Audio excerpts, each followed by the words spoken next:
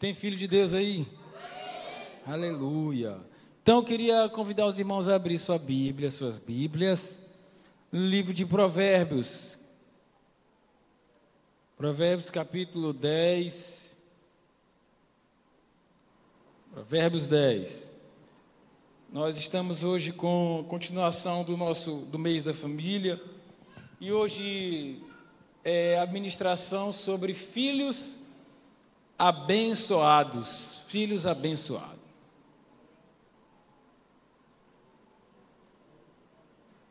Filhos abençoados. Quem quer ser um filho abençoado aí? Quem quer ter um filho abençoado? Amém, aleluia. Acredito que de fato é o desejo de todos nós. Mas nós vamos entender, vamos estar ministrando sobre essa questão de o que é ser um filho abençoado, né? Provérbios 10, 22 diz: a bênção do Senhor enriquece, e Ele não acrescenta nenhum desgosto a ela. A bênção do Senhor enriquece, e Ele não acrescenta desgosto a ela. Tem umas versões diferentes. Não inclui dor alguma. Meus irmãos, por esse versículo aqui, vamos dar uma, não sei como é que se chama, uma explanação. A bênção do Senhor aqui nesse versículo, na verdade, em toda a Bíblia, está relacionada à riqueza.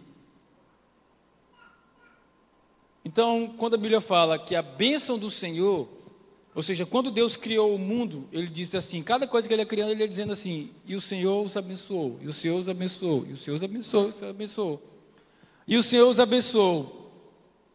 Então, quando Deus abençoa alguma coisa, isso está relacionado com riqueza.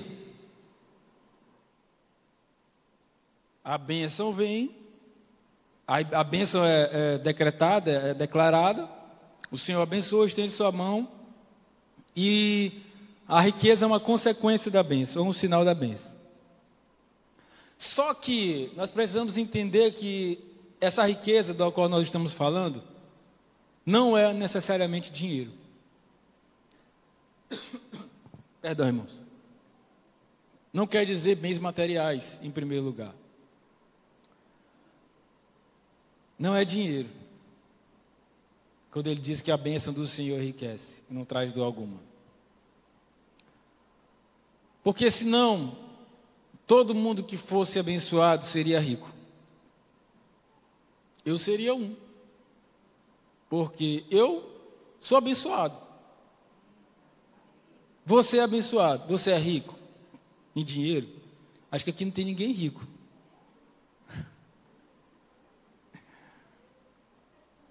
Nós estamos tudo morto de liso. Mas nós somos prósperos. Isso que significa que isso é de fato ser abençoado. Brincadeira à parte, assim, na verdade, o Senhor, Ele não vê riqueza como nós vemos. Então, quando a gente quer dizer que um filho abençoado é um filho rico, de acordo com esse versículo aqui, de acordo com o que a Bíblia fala, um filho abençoado é um filho rico. Nós não estamos falando de riqueza. Nós estamos falando de outra coisa.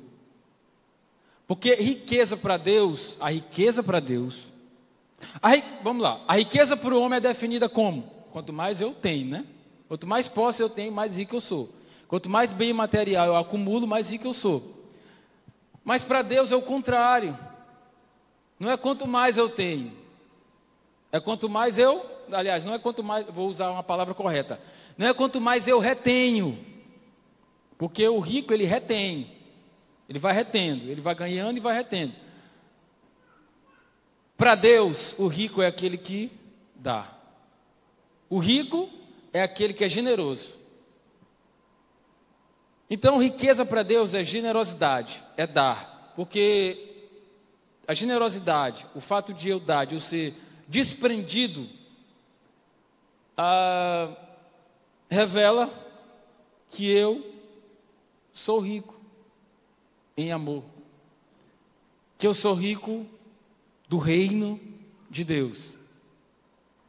Só que não é só dinheiro também que significa dar, que significa ser rico para Deus, porque eu ser generoso em ofertas, em dinheiro, em qualquer outra coisa, em bens materiais, é uma consequência do que eu sou, daquilo que eu sou por dentro, de que eu sou generoso, de que eu não vivo mais para mim, de que eu vivo para o reino.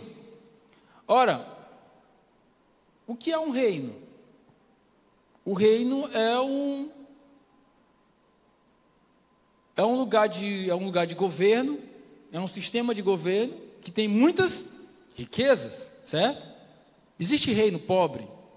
Acho que não existe reino pobre. Reino mesmo. Você já viu um rei pobre?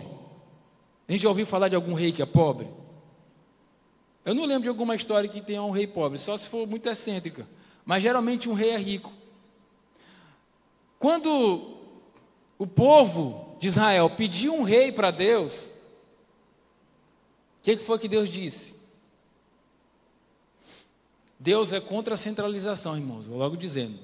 Deus é contra o aumento do Estado na costa do povo, que oprime o povo. Ele disse assim, olha, vocês querem um rei para Israel, vocês querem um rei. Vocês não precisam de um rei, o rei sou eu, o rei de vocês sou eu. Naquela época, Israel, porque o plano de Deus para Israel não era que eles fossem governados por um rei, até que o Messias viesse. Ele que seria o único rei de Israel. O plano de Deus para Israel era que Israel fosse governado por um conjunto de famílias, por clãs. As famílias decidissem o governo, e Deus levantava um profeta, um homem, um juiz, um homem de Deus, um homem sábio, um sacerdote, alguém que tomasse algumas decisões, que dirigisse, que desse a palavra, que trouxesse ensinamento para o povo. Mas o governo de Deus sempre foi com as tribos, era o que Deus tinha para as tribos, não era plano de Deus um rei. Mas Deus pediu um rei. Estou contando toda essa história para a gente chegar lá no filho abençoado. O povo de Deus pediu um rei. Deus disse assim, vocês querem um rei para quê? Vocês fiquem sabendo de uma coisa, eu vou dar um rei para vocês, mas ele vai tomar as filhas de vocês para casamento, vai tomar as terras de vocês, vai fazer isso, vai pegar imposto, vai oprimir vocês. Ele vai ter que ser rico, porque alguém vai ter que sustentar ele. Então vocês vão trabalhar para ele. Vocês vão trabalhar menos para a sua família e mais um pouquinho para ele. O que ele estava dizendo? Vocês vão ter que pagar imposto. Aliás, imposto é uma coisa injusta, mas a gente tem que pagar para não dar mau testemunho, foi o que Jesus falou. Nem Jesus gostava de pagar imposto, porque ele disse que quem cobra os impostos são os senhores desse mundo. Eles cobram dos servos, dos seus escravos, e não dos seus filhos. Só seria justo a gente pagar imposto se fosse para Jesus diretamente. E na verdade a gente paga um imposto para Jesus. Desculpa o parêntese. O nosso imposto a Jesus é o louvor. Tributai ao Senhor glória e força. Tributai. Então, voltando, Deus não queria que Israel tivesse um rei, porque um rei exige riqueza. Todo reino exige riqueza. Na mão de quem? Na mão do rei. Mesmo que o rei seja um homem segundo o coração de Deus, como era Davi, mas ele era rico comparado aos pobres de Israel. Porque não existe rei liso. Não existe rei pobre. Não existe rei perrapado. Todo reino é rico. O reino de Deus é a mesma coisa. Ele tem riqueza. Ele possui riquezas. E a riqueza do reino de Deus, ela não é construída diante de trabalho escravo, não é construída em cima das nossas riquezas terrenas.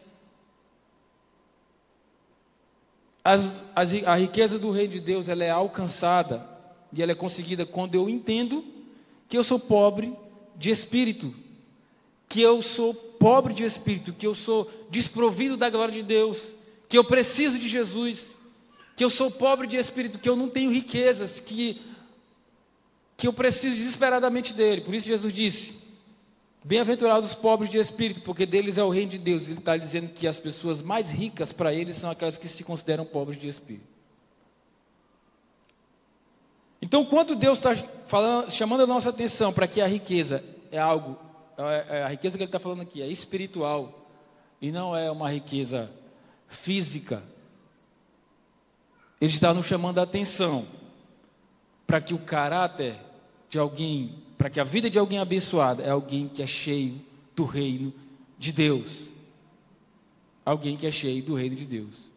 Quando Jesus disse assim, a rainha de Sabá, ou a rainha do sul, em algumas versões, veio dos confins da terra para poder ouvir Salomão, ouvir a sabedoria de Salomão. No dia do juízo ela vai se levantar e vai condenar essa geração. Estava falando daquela geração.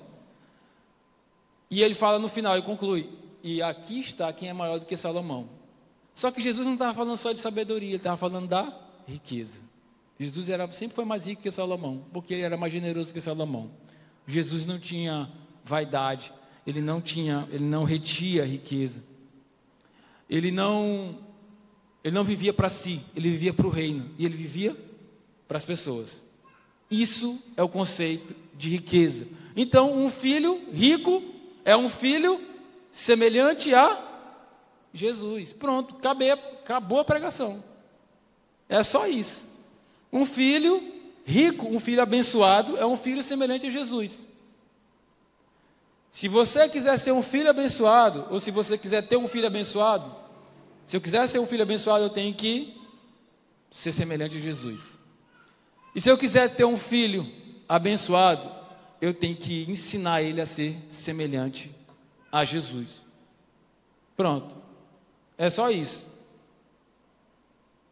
E agora, como é que a gente faz para ser semelhante a Jesus?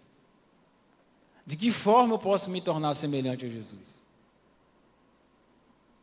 Aí nós vamos lá em Lucas capítulo 2. Lucas capítulo 2.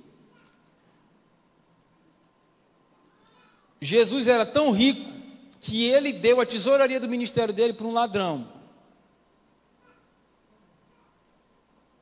Lucas capítulo 2.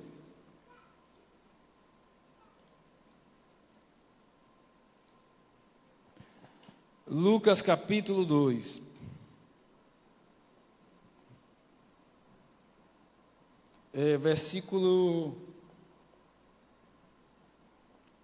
Versículo 40. Não, 47. Versículo 47. Não, 47 não. Volta aí no 45. Desculpa. 45. E como não o encontraram, voltaram a Jerusalém à sua procura.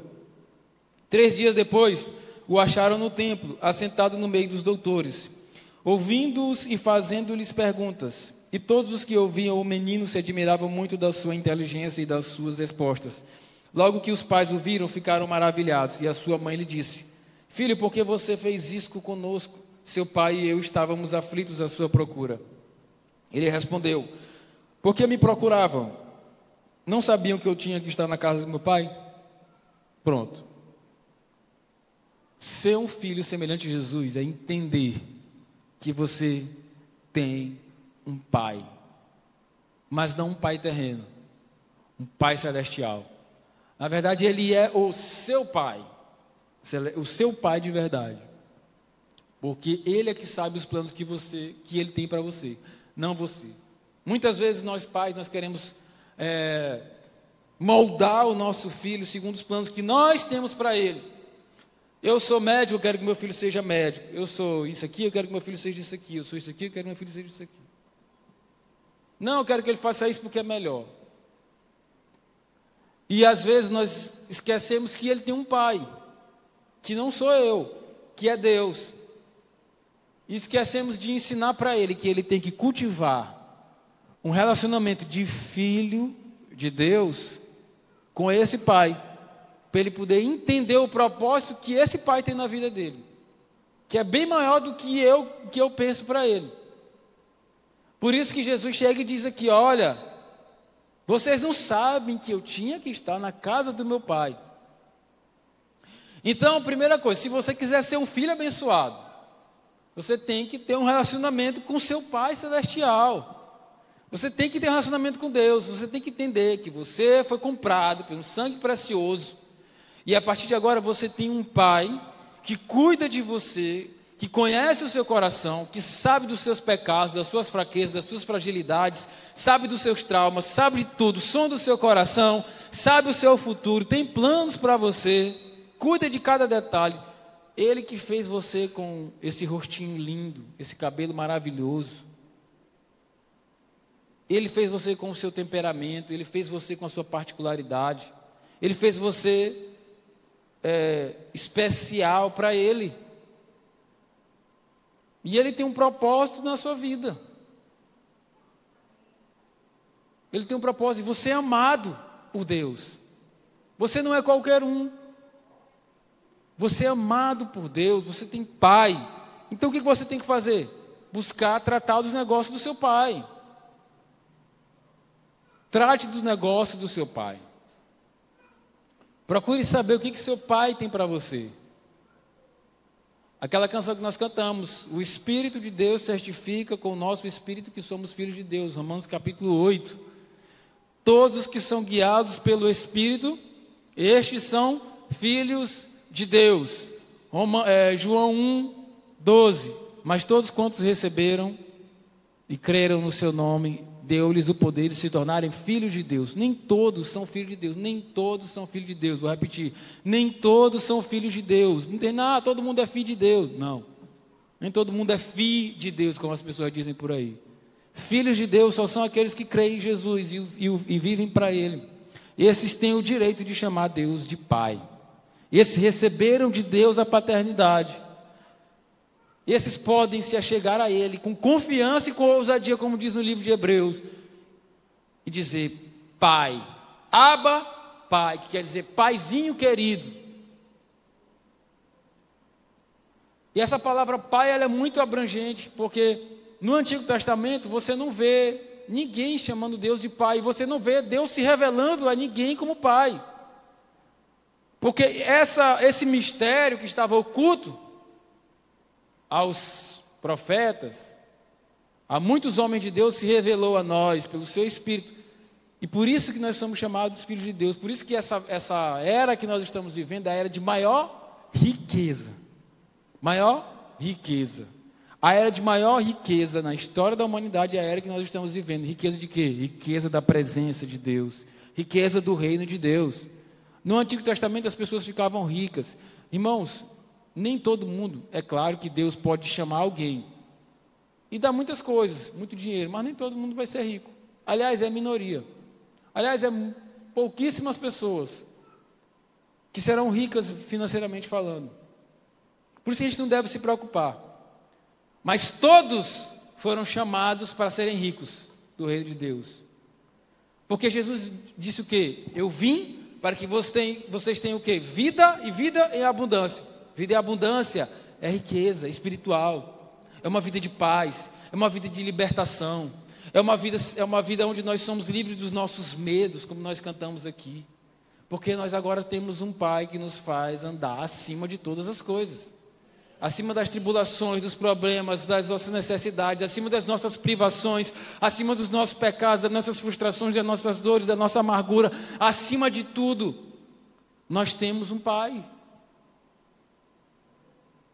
Então é disso que vai depender toda a nossa vida de bênção. Vai depender do grau, do nível de profundidade de relacionamento com que eu me relaciono com meu Pai.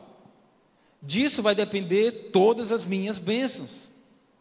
Isso vai depender o quanto abençoado eu sou, quanto de abençoado eu serei como filho. Esse tipo de bênção que Deus não acrescenta dor, porque a presença de Deus não acrescenta dor. O reino de Deus não traz dor. Claro que nós assumiremos consequências que de fato nós podemos ser desprezados, nós podemos ser perseguidos, mas isso é passageiro. Porque o que está sendo gerado em nós é um peso de glória, por causa dessas dores que nós passamos aqui. Porque a bênção é maior do que a dor. A bênção de ter o reino, de viver o reino, de permanecer no reino como filho de Deus, é muito maior do que qualquer outra coisa. Ponto. Entenda isso. Seja filho de Deus. Agora nós vamos para a segunda parte. Vamos continuar aqui. Versículo 50 de Lucas capítulo 2. Não compreenderam, porém, as palavras que lhes disse, e voltou com eles para Nazaré, e era submisso a eles, e a mãe dele guardava todas essas coisas no coração. Esse relato aqui é o relato que Jesus estava ele foi com uma caravana com seus pais, ele tinha 12 anos à época, e Jesus, entendendo que ele tinha um propósito com Deus, ficou ali no templo, aprendendo com os escribas, doutores da lei, e também ensinando, com 12 anos apenas. E os pais deles achavam que ele estava com o pessoal lá, os seus parentes voltaram, depois de 3 dias, entenderam, meu filho, Jesus, tal, voltaram para procurar, acharam ele no templo. Jesus deu essa resposta aqui, vocês não sabiam que eu devia estar com meu pai e tal? E aí aqui diz que eles não compreenderam. Eles não entendiam quando Jesus falou que ele tinha que tratar dos negócios do Pai. Espiritualmente falando, Jesus era superior aos seus pais, porque Jesus não tinha pecado. Jesus não precisava de redenção. Ele não precisava ser perdoado. Então ele tinha um acesso a Deus que eles não tinham. Por isso que ele falava coisas ainda nessa idade que os seus pais não compreendiam espiritualmente. Então, mas Jesus, o que acontece? Jesus não se considerou superior.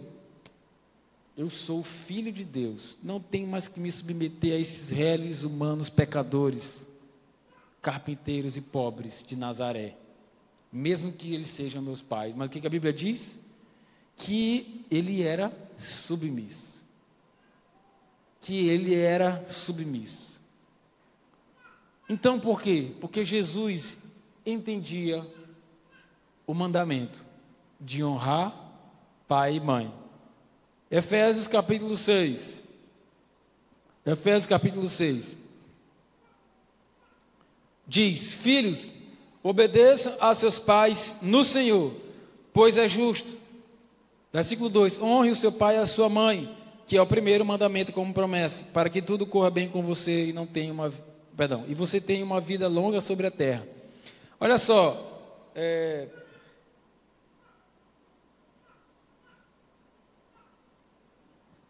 eu posso até honrar pai e mãe, mas se eu não entender que eu tenho que honrar o Pai Celestial em primeiro lugar, não vai adiantar muita coisa não. Aliás, não vai adiantar nada. Porque honrar pai e mãe é uma lei espiritual. É uma lei de Deus. Como é que eu vou honrar meu pai e minha mãe se eu não honro a Deus?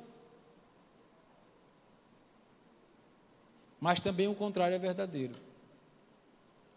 Se eu desonrar pai e mãe, significará que eu estou desonrando a Deus. Veja só o contexto que essa mensagem que foi escrita, esse mandamento, né, que é o 10 mandamentos, foi as portas da entrada para a terra de Canaã. Primeiro, Moisés fala lá no pé do monte, lá em Horebe, ainda distante da terra de Canaã. Depois ele revisa a lei e fala para o povo de Israel sobre essa lei. Porque Deus, quando o povo de Israel sai do Egito, que vai para a terra de Canaã, ele promete muitas bênçãos. Olha, os celeiros de vocês serão fartos e tal, essa terra manda leite e mel. Ninguém poderá resistir a vocês, ninguém poderá se levantar contra vocês, eu vou ser com vocês, e tudo que vocês tocarem, a planta dos seus pés, onde vocês pisarem, será abençoado, porque eu sou com vocês, porque Deus é o Deus do povo de Israel. Então, inevitavelmente, o povo de Israel iria desfrutar de bênçãos na terra de Canaã. E as bênçãos seriam tamanhas que Deus fala no livro de Deuteronômio, diz assim: olha, as nações quando olharem vocês, que virem como vocês me obedecem os meus estatutos, olharão para vocês e dirão assim: que nação sábia é essa? Que nação rica e abençoada é essa? Que tem estatutos e leis tão superiores. porque aquelas nações não conheciam nada disso. Aquelas nações viviam na depravação total. Então Deus prometeu muitas bênçãos para aqueles que entrariam na terra de Canaã. Aí Deus vem e fala os 10 mandamentos. Primeiro, não terá outros deuses diante de mim. Depois ele diz, não faça para vocês imagem de escultura. Depois ele diz, guardem o sábado. Depois ele diz, não tomem o meu santo nome em vão. E depois ele diz, honrar pai e mãe, para que tudo te vá bem. É o primeiro mandamento como promessa. Primeiro mandamento como promessa. O que Deus está falando aqui? Ele está falando que todas essas bênçãos que ele prometeu para Israel, quando eles entrassem em Canaã, seriam desfrutadas por aqueles que honrassem seus pais e suas mães. A bênção da promessa, a bênção, a riqueza que Deus prometeu para Israel estava condicionada à obediência a pai e mãe. Honra a pai e mãe, desculpa, porque honra é diferente de obediência. A honra a pai e mãe. Mas por que ele condicionou todas as bênçãos dele à honra de pai e mãe? Por quê? Porque é o seguinte, o homem, ele tem que viver debaixo de autoridade. Aonde nós formos, nós vamos viver debaixo de autoridade. Para quê? Para nos disciplinar e nos corrigir. E quando a autoridade nos disciplina e nos corrige, é o próprio Deus que está nos corrigindo. Então Deus queria ensinar para Israel que a primeira autoridade que a pessoa iria ter dentro da sua casa seriam os seus pais. Se eles não obedecessem aos seus pais, se eles submissem aos seus pais, honrassem seus pais, eles não fariam com ninguém. Deus está ensinando um comportamento de obediência, de submissão e de honra às autoridades, para que de fato nós sejamos abençoados, para que a gente experimente proteção.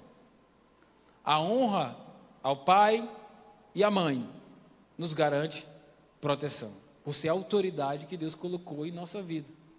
Você quer ver uma coisa? Provérbios, capítulo 1.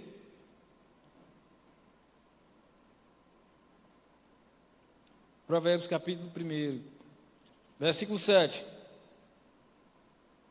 Provérbios 1, 7.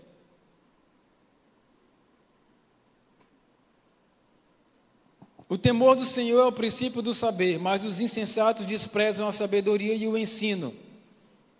Meu filho, ouça o ensino do seu pai e não despreze a instrução de sua mãe, porque eles serão uma diadema de graça para a sua cabeça e colares para o seu pescoço. Veja só, que ele diz, o temor do Senhor é o princípio da sabedoria. Se a gente for fazer um paralelo com aquilo que a gente está ministrando aqui, é aquilo que nós falamos lá. O temor do Senhor, a reverência, a honra a Deus em primeiro lugar, como pai. Lá em Malaquias diz, se eu sou o pai, por que vocês não me honram? Então, Deus como pai também tem que ser temido e respeitado. Essa palavra temido muitas vezes é encarada como medo, aquele medo que nos paralisa. Mas esse temor aqui é o respeito, a honra a Deus. O entendimento de que Ele tem um lugar acima de tudo e de todos na nossa vida. Esse é o temor. É aquela vigilância com relação à minha vida, ao meu comportamento, às minhas decisões. Tem que levar em consideração Deus em tudo. Será que Deus quer que eu faça isso? Antes de eu pecar, antes de eu pensar, antes de eu falar, antes de eu fazer, antes de eu comprar, antes de eu decidir, Deus está comigo nisso? Então, Deus fala, a condição da sabedoria é o temor a Deus. Certo? Beleza. Mas tem uma coisa a acrescentar. Ouve o ensino do teu pai e não despreze a instrução de sua mãe. Porque eles serão como enfeite. Eles darão graça, favor. Favor. O favor de Deus está com aqueles que honram pai e mãe. Mas por quê? Porque aqueles que desonram pai e mãe, eles não aprenderam a obedecer. A primeira autoridade que foi colocada sobre eles, vão obedecer quem? Eles estão quebrando toda a lei de Deus. E veja só aqui no versículo que nós lemos lá em Efésios, diz: obedeçam, filhos, obedeçam aos seus pais no Senhor. Porque a obediência é o seguinte: no Senhor. Porque eu posso ser um filho de Deus e meu pai não ser, certo? E ele pode ser que ele fale, que ele ordene que eu faça coisas que estão contra aquilo que o meu Pai Celestial quer, contra a vontade de Deus, que levam-me ao pecado. O que eu vou fazer? Eu não tenho o dever de obedecê-lo, porque eu tenho que obedecer ele no Senhor. Aquilo que ele me mandar eu fazer, que for justo, que for reto, que for íntegro, que for de boa fama, que merece louvor, tudo mais. Né? Aí sim, eu farei. Se o teu pai te mandar tu parar de ler a Bíblia, de meditar, de orar, você vai parar? Só porque ele está mandando? Se ele mandar você mentir, você vai parar? Só porque ele está mandando? Se ele mandar você roubar, se ele mandar você matar, se ele mandar você desonrar a sua mãe, você não vai fazer essas coisas, porque essas coisas são contra a lei de Deus. Você só vai obedecê-lo no Senhor. Aquilo que ele manda, aquilo que ele quer, seja de acordo com aquilo que Deus quer. Mas eu jamais deixarei de honrá-lo. E honrar é diferente. Honrar, a palavra honrar significa valorizar. Meu pai pode ser o pior pai do mundo. Minha mãe pode ser a pior mãe do mundo. Ela pode ter me rejeitado quando eu nasci. Ela não me quis como filho. Ela não me quer até hoje. Ela me trata mal, mas eu jamais deixarei de valorizá-la. De reconhecer que ela que foi o ventre que me gerou. E ela deve honra. Aliás, eu devo honra a ela. Porque é justo no Senhor que está dizendo aqui. É justo. Porque me colocou no mundo. Se foi sem querer ou se fui com querer, não interessa. Mas foi Deus que me trouxe através dela. Eu fui escolhido no ventre dela. Ela tem um papel importante na minha vida. Porque às vezes, irmãos, nós temos dificuldade em nos relacionar com os nossos pais por causa daquilo que eles fizeram conosco. Que muitas vezes os pais, eles excedem, isso é verdade. Eu como pai, ou como filho, já vivi isso, excesso. Às vezes a gente excede na força, na ira, a gente excede na correção, a gente excede no zelo. Mas não é da nossa intenção querer que o filho se dê mal, e nem dos nossos pais querer que a gente se dê mal. Outra coisa também que eu lembrei aqui, muitas vezes nós somos alvos de palavras muito desagradáveis por aqueles que a gente mais esperava amor. Tipo, eu não pedi para ter você não presta para nada. Eu não pedi. Eu conheci teu pai, aquele vagabundo, numa noite. E aí, aconteceu e você nasceu.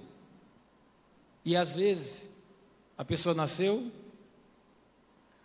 Assim, é muito lindo essas coisas. Por tão propósito de Deus, depois da mãe ter tentado inúmeros abortos. E o filho vai lá e nasce. Porque Deus tem um propósito naquela criança. Porque Deus vai fazer aquela criança que é rejeitada pelos pais se tornar um filho dele. Isso que é maravilhoso. Eu fui rejeitado pelo meu pai. Eu nem conheço meu pai.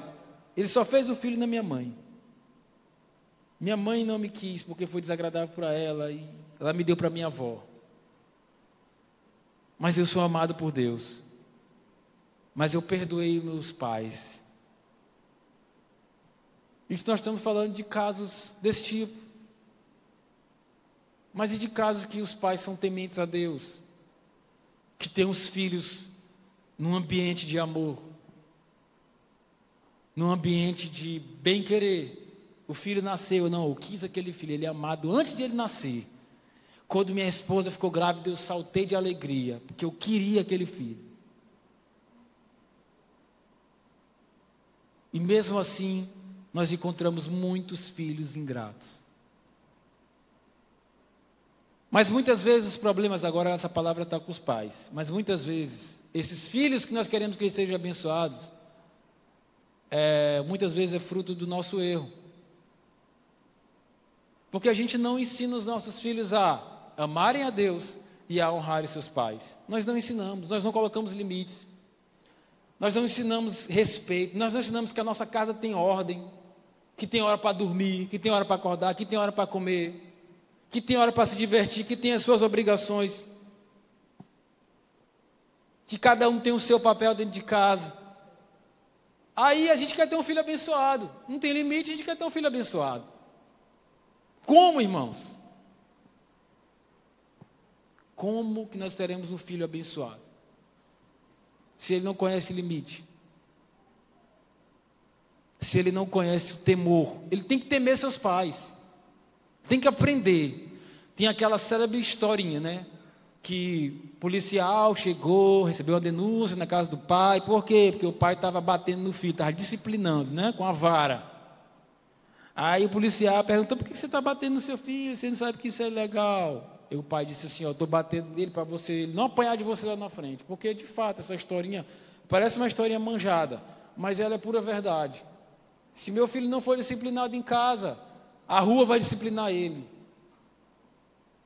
Ele vai ser disciplinado em outros lugares. Ele vai precisar sofrer um bocado, vai precisar comer as bolotas dos porcos.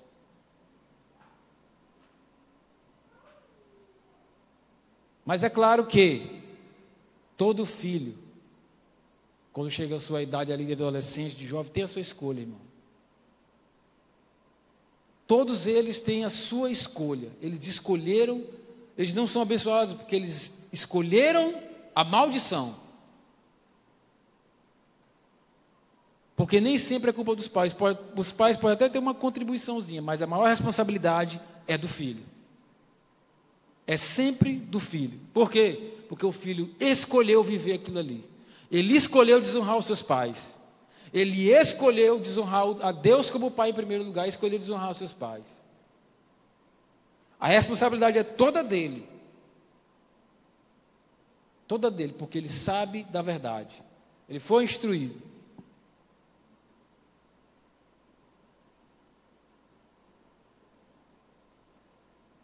Aí é só Jesus. É aquela situação, entrega para Deus, porque agora ele está nas mãos de Deus, porque nas minhas mãos ele não está mais, porque eu não tenho mais disciplina, não tenho mais como disciplinar, não tenho mais. Agora está nas mãos de Deus, e eu creio que ele é um filho abençoado, porque o Senhor alcança aquele que está mais distante, aquele que está lá no fundo, aquele que está lá na escuridão. Deus alcança para se tornar filho dele.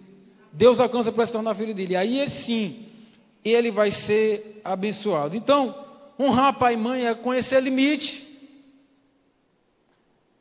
É conhecer que eu tenho alguém que cuida de mim. Aquela pessoa que cuida de mim também não é perfeita, mas ele sabe o que é melhor para mim. Ele já viveu mais tempo do que eu, então ele sabe.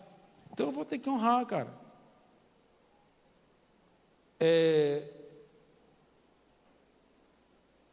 A gente vê muito isso aqui, né? Os filhos querendo ditar regras dentro de casa. Meu irmão, o cara não se sustenta. não lava uma cueca, não lava uma calcinha e quer ditar regra em casa. Não pode, irmãos, isso não pode. Fala mesmo. Não pode. Quem dita as regras em casa são os pais. Quem dita as regras em casa somos nós. Eu vou falar uma coisa para vocês. Quando eu era adolescente, eu sempre gostei de jogar videogame. Meu pai se separou da minha mãe, eu tinha 4 anos de idade, 5 anos de idade. Então, eu passei... Aí ele se casou de novo, eu tinha 8. Passei praticamente dos 4 a 8, dos 5, mais ou menos ali, porque depois eu fui morar com minha mãe alguns meses aqui. E dos 5 aos 8 anos de idade, eu fui morar com minha avó. Sim, como meu pai era solteiro, eu não queria morar com minha mãe, porque minha mãe era morta de lisa. E meu pai trabalhava. E eu era criança interesseira. Meu pai me dava presente, minha mãe não me dava. Então eu queria morar com minha mãe. Perdão, com meu pai. Aí o que acontece? Meu pai comprou uma casa bem aqui, em frente à casa da nossa irmã Iral. Aí ele decidiu trazer a minha avó e o meu avô e os outros irmãos que ainda moravam com eles, lá de Bacabal. Trouxe para cá, alugou uma casa do lado deles. Aí meu pai morava sozinho numa casa, toda mobiliada, sozinho, solteiro. E a gente morava com a minha avó, bem do lado. Eu e meu irmão mais novo. Nós fomos criados durante 4 anos, por aí, 3 anos e meio, pela minha avó. E depois, aos 8 anos, meu pai, ele se casou com uma mulher que eu considero minha mãe também. Então eu tenho 3 mães. A minha mãe, que me gerou naturalmente, e depois ela me gerou espiritualmente, porque foi ela que pregou o evangelho para mim, que depois ela se converteu. Aí eu tenho uma mãe que me criou dos 8 até eu me casar, até os 20 anos, 21 anos. E eu tenho minha avó que me criou durante muito tempo, porque eu vivia muito tempo também na casa da minha avó. Depois que meu pai casou, a gente gostava de ir para lá. Eu vou dizer uma coisa para vocês. Se tem uma coisa assim que é ruim para a criança, é ser filha de pai separado. É ser filho de pai separado. Não é fácil. Você vê os seus amigos, você vê seu amigo chamar papai, mamãe, e você chama, eu sou pai. E a minha madrasta, vou chamar madrasta, eu nunca chamei ela de mãe. Sempre chamei ela pelo nome. E quando ela se casou com meu pai, quando ela tentou repreender a gente, a primeira coisa que eu falei para ela foi assim: tu não é minha mãe. O que, rapaz? Ela guardou aqui, falou para meu pai disse assim: fique sabendo uma coisa, seu moleque. Ela não é sua mãe, mas ela é minha esposa, e ela merece honra e respeito na minha casa. O que ela falar é considerado a minha palavra. Pode respeitar ela. Não responda para ela, e ela tem autoridade para bater em vocês. Pronto, acabou o desrespeito a partir daquele dia. Acabou o desrespeito. Tive que aprender a respeitar a minha madrasta, que eu considero como mãe, que é a minha mãe. Inclusive, no dia que eu casei, entrei com as 2. Aqui na igreja, né? Porque o meu primeiro casamento, primeira vez que nós casamos, aliás, meu primeiro casamento não, sou casado só uma vez.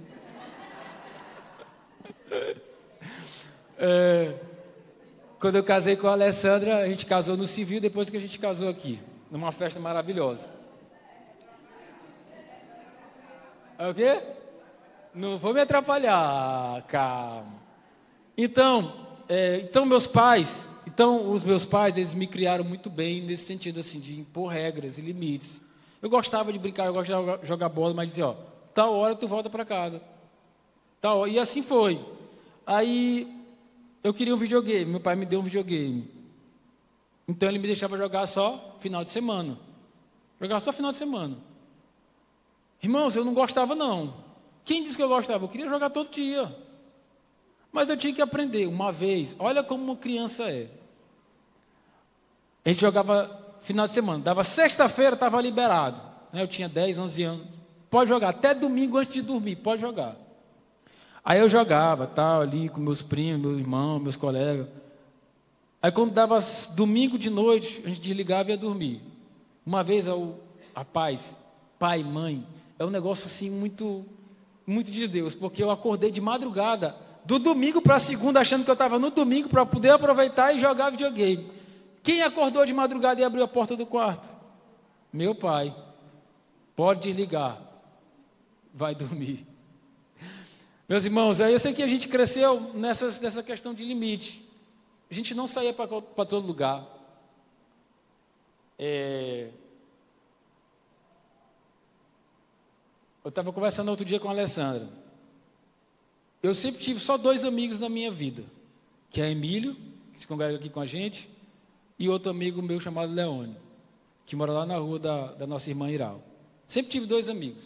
Meu pai sabia que eles eram boas pessoas, vindo de boas famílias, mas lá em casa, ele não deixava ninguém entrar quando ele estivesse fora, nem ele, nem minha mãe. Ninguém entrar. Por quê, irmãos? Por que ele não deixava? Porque ele era mau? Não. É porque sua casa é um lugar sagrado. Nem todo mundo entra. As pessoas não têm o direito de saber o que acontece dentro da sua casa.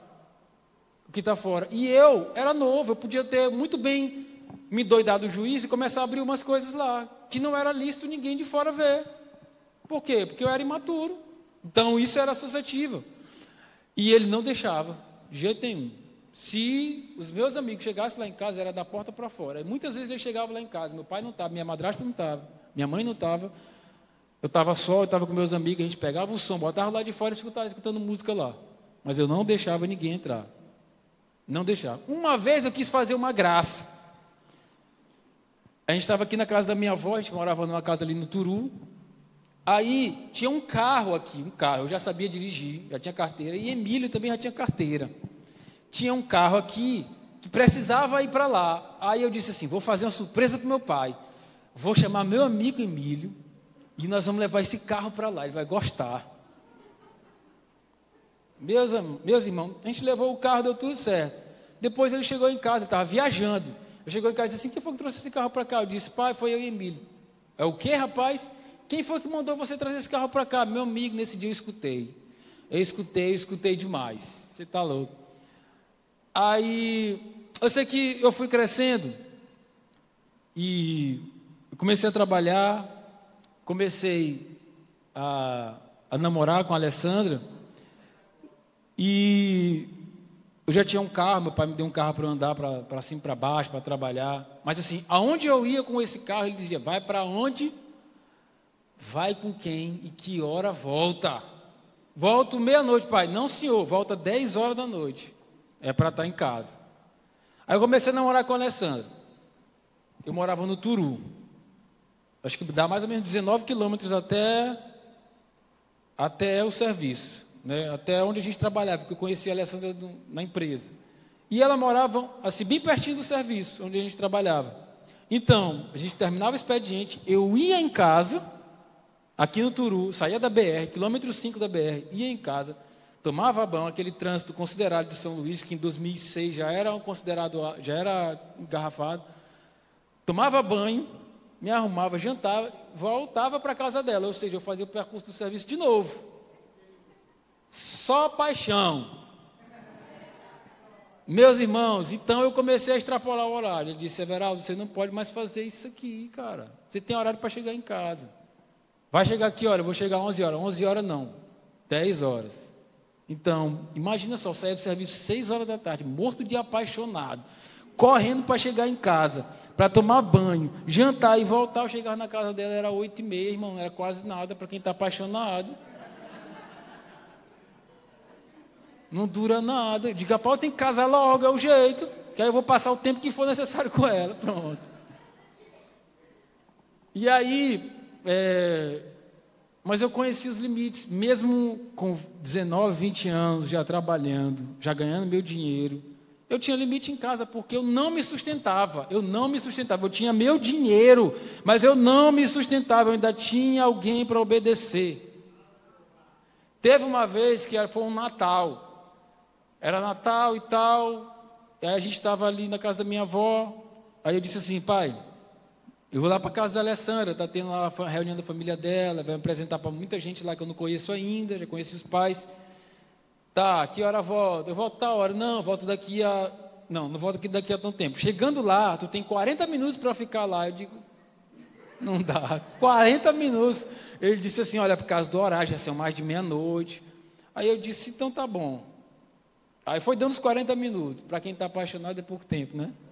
Aí eu disse, pai, eu liguei, pai, mais 40 minutos. Ele, tá bom, meu filho, mais 40 minutos. Mais 40 minutos. Ia dar, acho que 1h30 da manhã. Por causa do horário, Natal, tem essas coisas, acidente, gente bêbada. E aí, 7 horas da manhã eu cheguei em casa.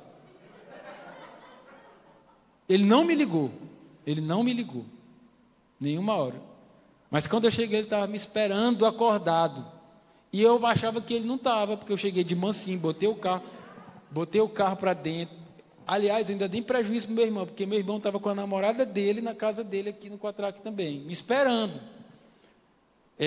Aí eu cheguei, botei o carro para casa, para dentro de casa, abri a porta, fui entrando. Quando eu entrando, lá está ele no bequinho da casa. Me chamou para conversar no quarto.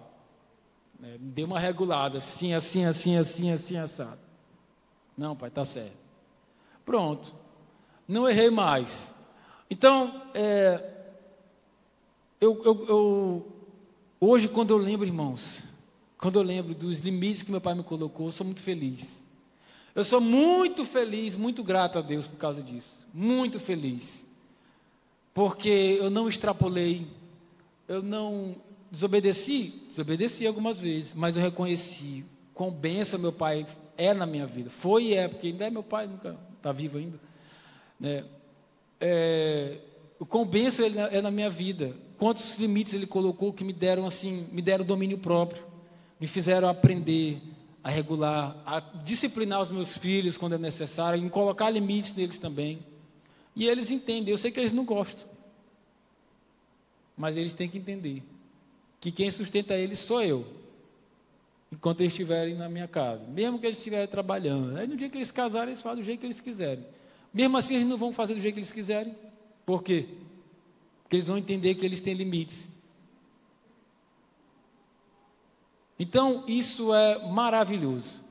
Isso é muito maravilhoso. Aí, se você tem algum problema com seu pai, com sua mãe, vou lhe aconselhar a você pedir perdão para o seu pai e para sua mãe. Se você desonrou em algum momento, se você rejeitou, se você guardou ressentimento, se você respondeu, se alguma coisa que precisa ser resolvida, procure seu pai, procure sua mãe. Deus vai lhe dar a oportunidade para que isso aconteça. Porque, sabe como é que são chamados os filhos de Deus? Eles são chamados de pacificadores. Pacificadores. Um filho abençoado é um filho pacificador. Ele é um embaixador do Evangelho. O Evangelho é a reconciliação. E se tem uma coisa que o Evangelho faz é restaurar a aliança entre pais e filhos, para que Deus não fira a terra com maldição. Ou seja, a bênção das nossas vidas, a bênção da igreja, a riqueza da igreja, passa pela restauração do relacionamento entre pais e filhos, entre filhos e pais. É dessa forma que a igreja de Jesus ela vai sendo ajustada, porque as famílias vão se ajustando, elas vão se tornando saudáveis, e aí elas vão abençoando a terra, elas vão enriquecendo a terra, elas vão trazendo o entendimento da terra para a terra de que Deus é, de quem Deus é, porque a família foi feita para revelar a glória de Deus. Amém, meus irmãos? Amém?